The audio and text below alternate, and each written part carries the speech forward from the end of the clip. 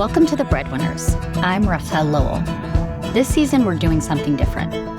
We're done with the linear career playbook because the path forward isn't a straight line. Maybe it never was. This season, we're not going to talk about how we succeed in spite of the hard things. The long COVID, the divorce, the layoff, the loss, the workplace betrayal. We're going to talk about how we succeed because of them. How the moment when the playbook stopped working, that's where the transformation actually happens. And when the world gets chaotic, we need a stronger connection to our why, the real why that keeps us showing up. My first guest embodies this completely.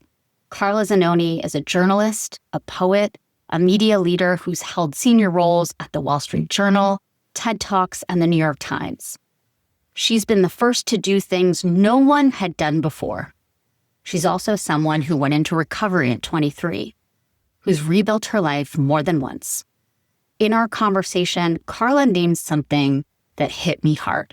She talks about the alchemy of surrender. So what if a pause isn't a failure? What if feeling our way forward, being in the grayness, as Carla calls it, is actually how we find our footing? That's been my experience, for better or worse. Carla's too. And if you're out there trying to hold it together while everything shifts, this season is for you. Let's dive in. I am so excited to be sitting here with you today, Carla. Thanks for joining us.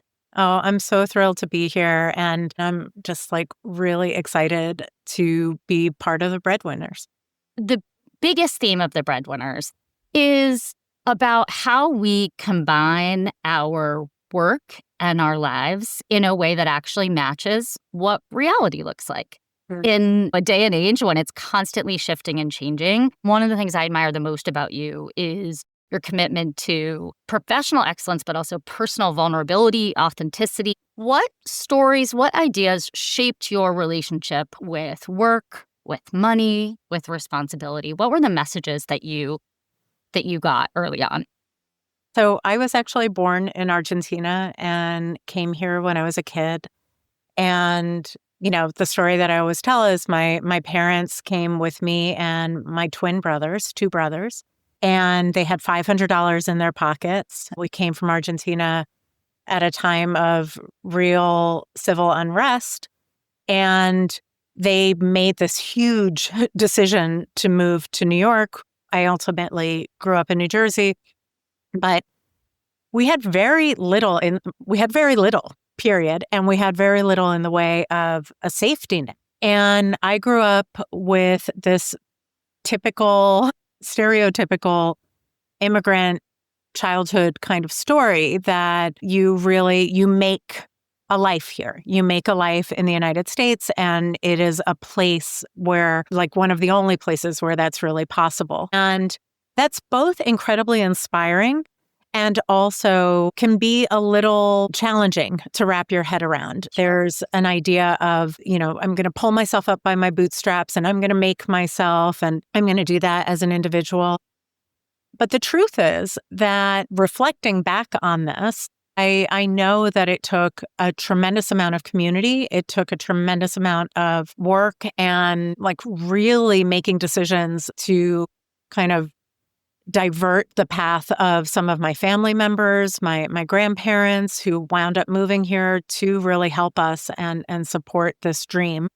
I always felt like there was no question that I would go off and I would do some sort of important work and achieve something. My definition of that word achieve has changed quite a bit, but I felt really clear that was on me to do. Life has changed quite a bit from being a kid, growing up in New Jersey, my career at this point, and everything that life has thrown in my way. And I also just find myself questioning what it means. And it's certainly not just about money, although stability and comfort and community continue to be really important. What was the community around you? What did you see around you in terms of other people, other families working? Were there a lot of immigrant families you grew up around, or were you looking at other models in New Jersey of what work and life looked like.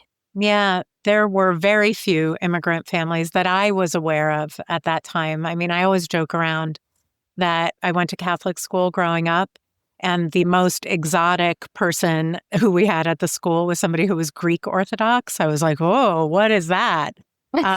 And, it was a very, 70s, 80s kind of traditional New Jersey suburb where there were a lot of moms who stayed home with their kids.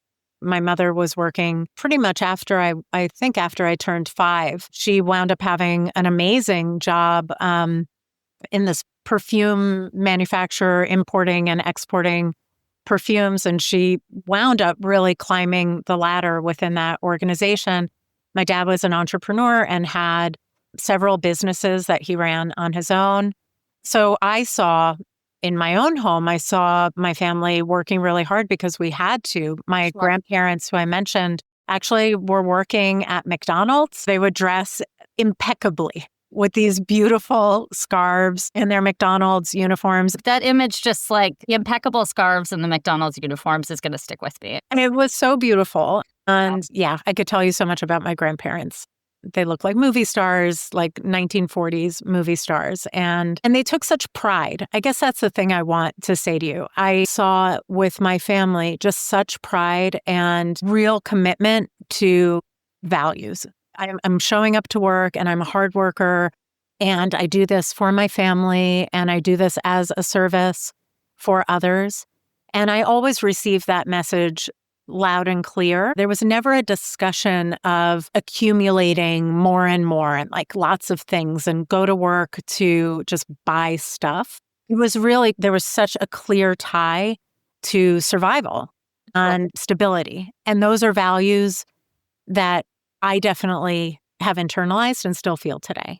I would love to circle back to this question of what achievement to you then and what it's come to mean to you over time, because I think it ties into these models and these ideas that we have about the systems that we're living and working in, which don't necessarily correspond. And so that's why I'm guessing as you've grown and into your humanhood, your adult life, that meaning of that word has changed. And so it'd be helpful to hear what that was and when that changed.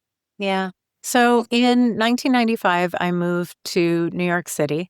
And I had tried going to college. It was not right for me at that time.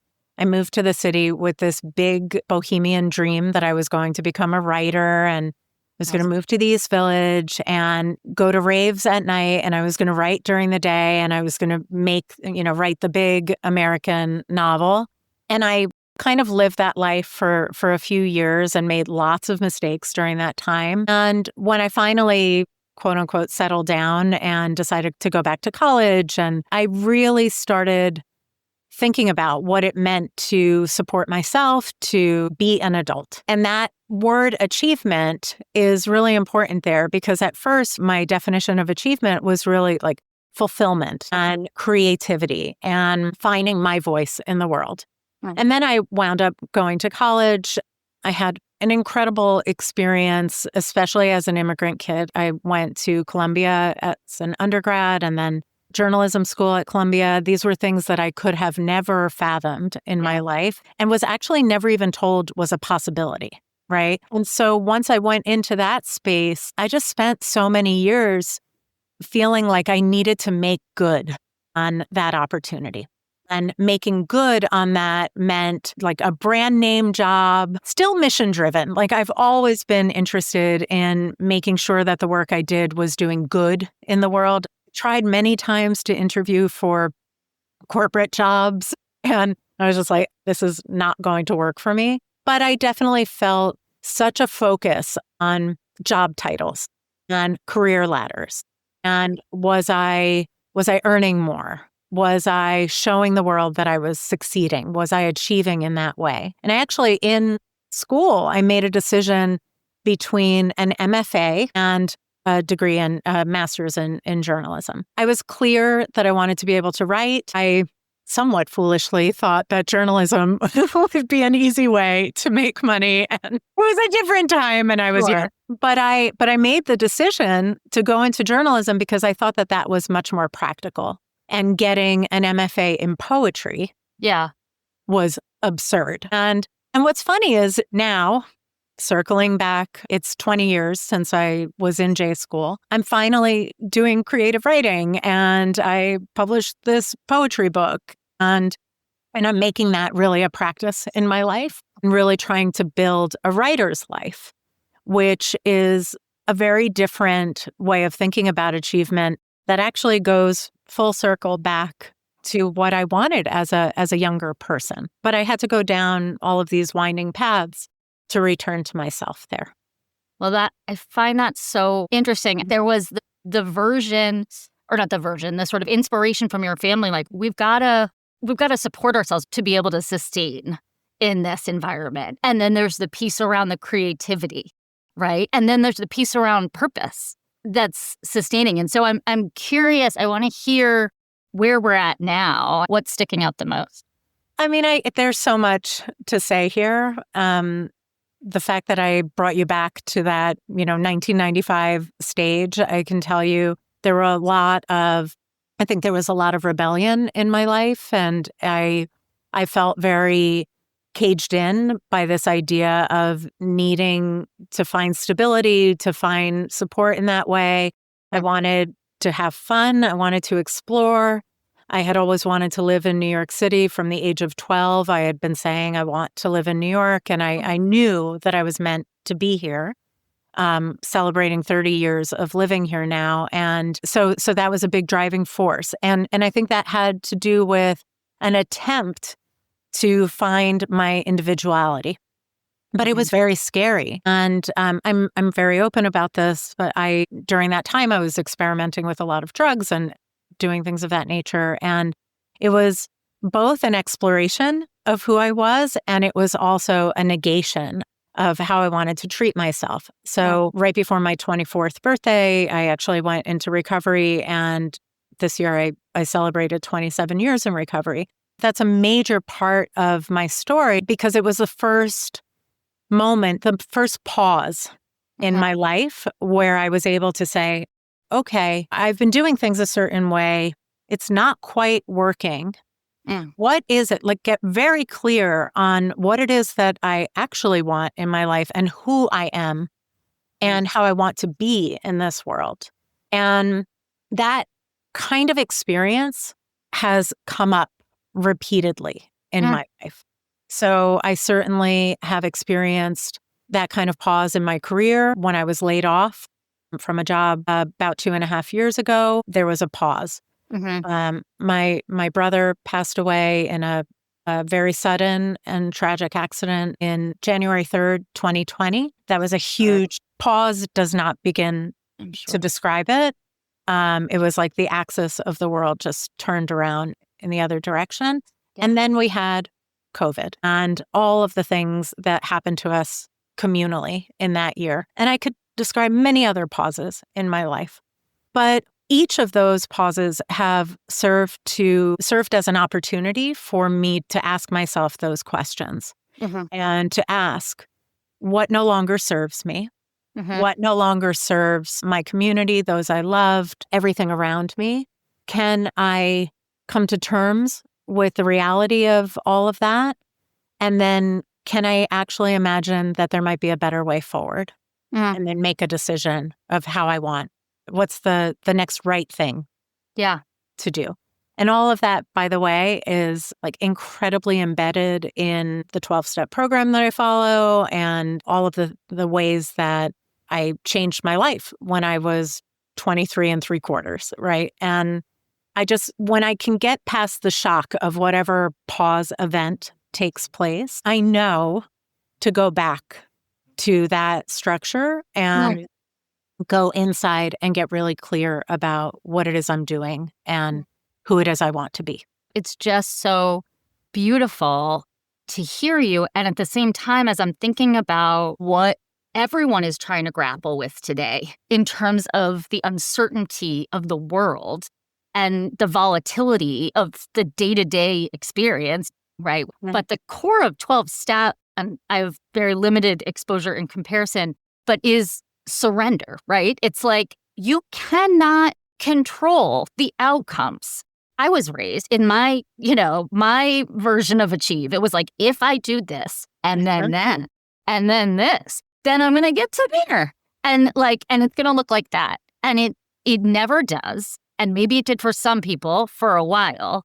It certainly doesn't anymore, right? Anything that we thought was a lifelong path for us is not. And I think one of the things that you do that's so incredible, in addition to having this amazing journey of 27 years of sobriety, just being able to revisit, to be able to know that there's a pause that's needed, right? And obviously, sometimes it's within our control. Sometimes something awful knocks your world off its axis. But for some people, the response when the world or their bodies or their minds are telling them they have to pause is just to double down and do what they were doing before, but do it harder. We're experimenting now. And the best way to experiment is to know what you can control, what you can influence, and what you can be worried about, but is not going to be within your control, right? So surrendering to everything else besides what you know about yourself and what you know you need, and then take the action that's going to align with where you want to go. I just want to say that this is incredibly hard work because the competing messages that we have are that you can hack the system, that you can figure out, like if you figure out what that formula is, then you will be able to exert some sort of control. And I remember, I had somebody who I was very close with in my mid-20s telling me, you just need to chart a course. You just take a piece of paper and you make a little dot on this end, and then you make a dot of where you want to go, and then you just create a ladder, right? All of the different steps you need to get to that other place. And to me, this was, at that time, made zero sense. I couldn't even fathom doing such a thing. And then I spent many years trying to figure out how to do that because I thought there was something wrong with me, that I couldn't figure it out. Sure. And now I've come back to the place where I think, no, that's just crazy talk. There is no way crazy talk.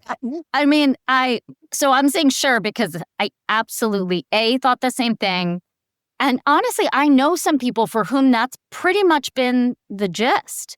Right. And God bless them for that. Some of us have not had that experience. And I try to see it as, particularly in this day and age when it's a shit show. I'm saying it because there's no guarantees of anything. And so you have to be able to look to your own inner knowing to go forward. So yes, I think a lot of people haven't had this experience. And just like you said, I'm always like, God bless. That's wonderful. Genuinely, I don't wish for anyone to have to navigate a haphazard life, but that hasn't been my experience of a linear line. And I've come to a really different place. I used to feel like a little woe is me. Why has my life been this way? And I've actually come to a different place where I'm pretty grateful for it. Certainly, I wouldn't be the person I am today had I not had those experiences. I wouldn't be the leader I am today in all areas of my life. When I say leader, I don't mean just at work. I know that has come from those experiences. And so could I possibly have arrived here had I had a different experience? Maybe. It's weird to say it this way because some of the things I'm describing were incredibly painful, not just for myself, but for my family, for my loved ones, for others. But there was magic in those moments, like an alchemy that took place when I was able to quiet myself, look at it for what it was, and then make new decisions on the path I was going to take. I think the surrender piece, that's where the magic comes in. I really believe that. And it's kind of amazing when you grow up with these ideas that you can control and then seeing that if you let go, cooler things happen than you might have expected to happen. There were a lot of different turning points for you, a lot of different moments, some pauses, as you've referenced, that have gotten you to the place that you are now. And I'm wondering, if you think about the word leadership and achievement, how would you describe that? What does leadership mean to you right now? I mean, the first word that came to me when you were just asking that is it has so much to do with integration and fullness. And it sounds trite, right? We've all heard bring your full self to work. I'm not talking about that in this kind of like cringy way. I'm talking about it in the sense that I'm very clear on my values. Yep. And I'm very clear on the kind of life I want to lead for myself. Yeah. And so that's when I first think about the word leadership, I think about it like, how do I want to live? What life do I want to lead? And then how do I want to share that with others? How do I want to create with that energy? How do I want to give back in that way? And so much of the work that I've been doing has really been around that integration and figuring out how not to compartmentalize being human. I just feel like we try so hard to put ourselves in that box, and that actually keeps us from being able to give everything that we're meant to give and that we are capable of giving. And like really leaning into that as something that I keep trying to do over and over every day. I will tell you, it is scary sometimes. I am a journalist. I'm also a poet. These two things are like sometimes very much at odds with one another. I personally can see how they're interwoven, but I often don't think that others can see it that way. Allowing myself to be in that grayness and not have it yield some imposter syndrome or whatever it is, being in either of those worlds and incarnations of myself, and understanding that the more I lean into that nuanced way of seeing this world, that there's the potential of creating something fresh and new, and that can be very powerful. As a leader, literally managing teams, I know that unique perspective has helped me to create new things. My jobs have been like several first to do blank. And I think somebody had pointed that out to me, and I was like, right. So a lot of that fear and the challenge of seeing the world in a slightly different way is I am trying to do new things, and that can feel really scary. Yeah. This quote from you in an interview just really sticks out to me. But it sounds like as you've been creating over the course of your career, these new, never before seen or done roles and projects, it sort of reflects the same thinking. It's sort of a recipe for disaster to be living in the mold of what other people expect from us. It's limiting. And what drives that is shame. You said shame that we're not enough, that we've made mistakes that can't be forgiven, that we can't forgive ourselves. Living in that shadow keeps us from the full amazingness of what can be. And by telling this story, and that's your story, my hope is that people will take that lesson, that we can experience the darkest things, but it's coming out into the light that changes everything. There's so many ways I see that reflected, like through your story, like a prism, right? There's so many different ways.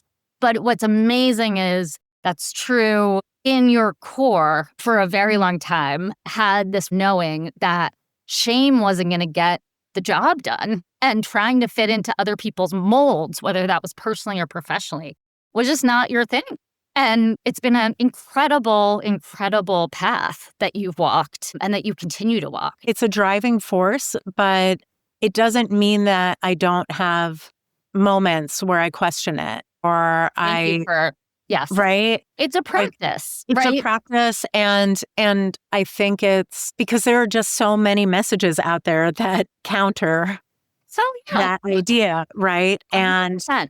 And those systems are meant to keep us down. Yep. They're very strong systems. We're gonna switch over to a segment that we are now calling for the Breadwinners, the Carbo Load. We're gonna Carbo Load and review some questions, some of which may hit on the systems. And the first one, I think, is a good segue, which is, let's talk about a leadership myth, something that you believed at a different time had to be true, that you have fully and officially put in the rear view. This idea that you have to be brass tacks, that you have to be linear, that, everything must be done in this efficient and strategic manner, and that there is no space for magic. There is no space for creativity, for empathy, for all of these kinds of things. And also what I was mentioning about pulling yourself up by your bootstraps. Like, I think these things are intertwined, this idea that I can come up with a plan, we're going to execute in a linear fashion, and I'm going to do it by myself. Yeah. Right? Yeah. That is bullshit. Yeah. I'm like, this is bullshit. And for the longest time, I thought that I had to divorce myself from the creativity, from that kind of magic. Yeah. The more I've been able to bring it back into my work world, the more effective and successful I've been by the world's metrics and by my own. Yeah. Yeah. There are some work experiences I think we have that really test that. And I've definitely been in them where it's like, where it's sort of like, get rid of the creativity, like to kind of get, like, suck it out of you. And that's when it can come back. If you're lucky, it comes back stronger and it serves you better. I was just thinking of this experience that I had when I was like 26 interviewing for this job. I come from an Italianate family. I use my hands a lot. I'm very expressive. My face, I can't hide expression on my face. My favorite. And I remember interviewing with this person who I ultimately worked for, who was a great boss. But in the middle of the interview, I caught her watching my hands moving around. And I pulled my hands down and put them under my legs. Like I was like caging my hands because I thought it was too much. And to me, it's like metaphor. Yes. For all of this. Like, totally. flail the hands. Yeah. A little dramatic. Like, be creative. That is where interesting innovation and new ideas come to be. I couldn't agree more with that. What's one thing that you wish you'd known earlier in your career? Absolutely nobody has it figured out. Yes. Well, people told me that over and over again, and I was like, you're lying. It is totally true. I continue to be just figuring it out. What do you think is the area, the focus? What are you learning right now about your self-leadership, whether that's inside or outside work? Oh, maybe I'm contradicting what I just said, that nobody has it figured out. I also am learning that I know a lot of stuff. Like, that my intuition is almost always correct, and that is fueled by data, right? My intuition, it is not a witchy thing. It's actually fed by lots of different signals that I have received and experienced over the 51 years of my life. Yeah. I just had a holiday where it was like, what do you want to let go of and what do you want to invite in? Yeah. And I was like, invite an appreciation for intuition because it always works. It just always works. I don't think I realized it until a couple of years ago. But now that I see it, I can't unsee it. And it's such a powerful thing when you do see that in your life. Yeah. So last event that you went to, because it's been such an interesting time post-COVID that we're kind of finding each other again. And some of them really align with where we feel we are, and some of them feel like we're in a foreign country. Tell us about one that really worked for you. I actually went to a conference last week that I really enjoyed. It was organized by my former colleague, Jennifer Strong. I worked with her at the Wall Street Journal, and Jeff Wilser. And it was held at the Explorers Club on the Upper East Side on 70th Street, which is a very special space that I had never visited before. And the topic was AI. And I have to say, I was like, good Lord, I don't know that I want to go to another AI event.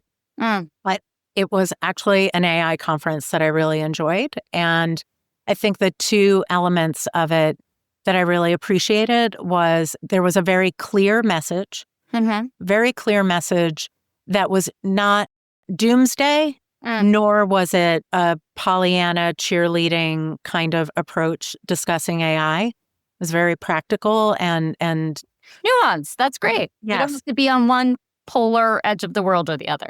Exactly. And I think the other element of it was held more as a salon style. So it was more intimate. Yeah. In this beautiful setting, which I think can be inspiring as well. I just felt like, and I don't mean this in a demeaning way, that I was very far from being the smartest person in that room. Yeah. And I enjoyed that. I felt like, wow, I am learning from every single word that is being shared in this room. And it was cross-disciplinary. There were people from the health industry. It was just great.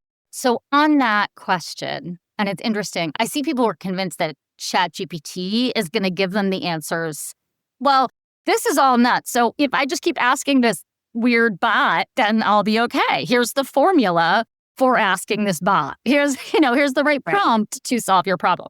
But one of the questions that we've been noodling on, what's always going to be human about the way that we work together?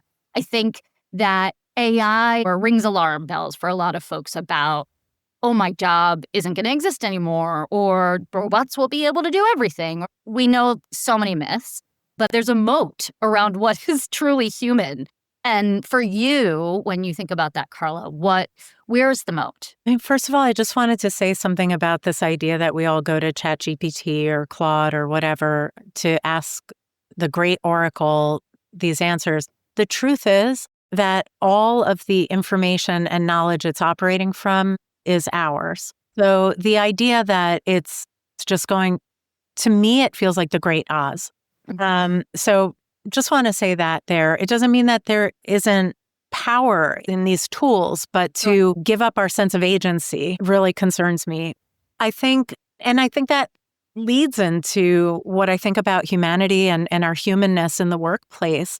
It really goes back to being our whole selves. And like, we bring grief and joy, we bring fear and courage. We bring, I have this saying, data, not drama. I've now been saying it's actually data and drama, right? We bring all of those things into the workplace, and we bring that into the workplace seeking meaning.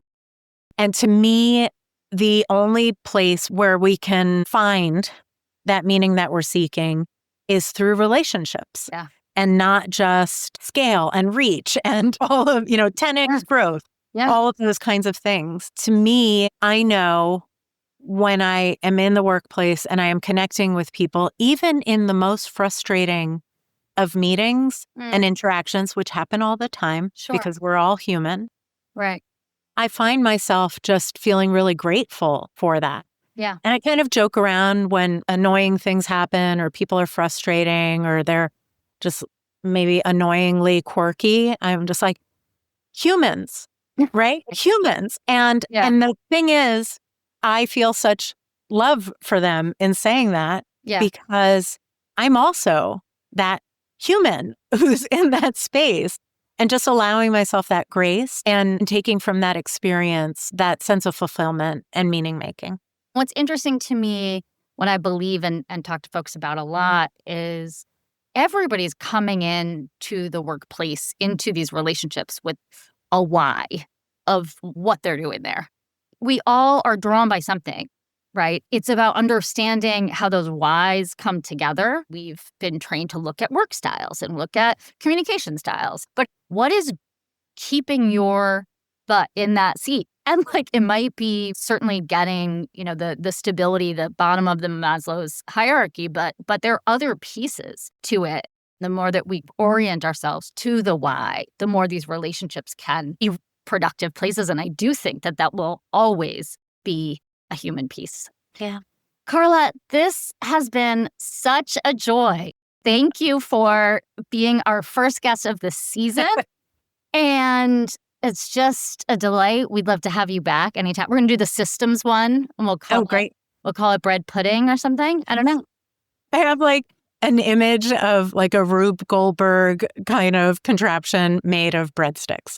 So just one more question. Can we bring Rube Goldberg back into the vernacular? I mentioned it to someone recently and they were like, what's that? And I was like, what are you talking about? It's everything we're doing right now is just this Rube Goldberg of everything. So, yeah.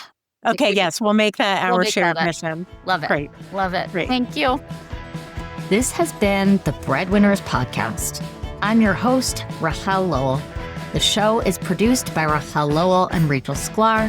Technical production by Ron Pissarro. Music by Hannah Baki. With gratitude for support from Ruth Ann Harnish. The Breadwinners was founded in 2019 by me and Jennifer Owens. The Breadwinners is a co-production between Smart Friends Network and Reworking Leadership. Thanks for listening.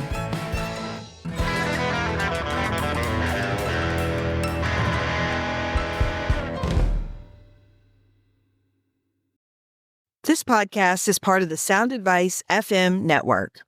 Sound Advice FM, women's voices amplified.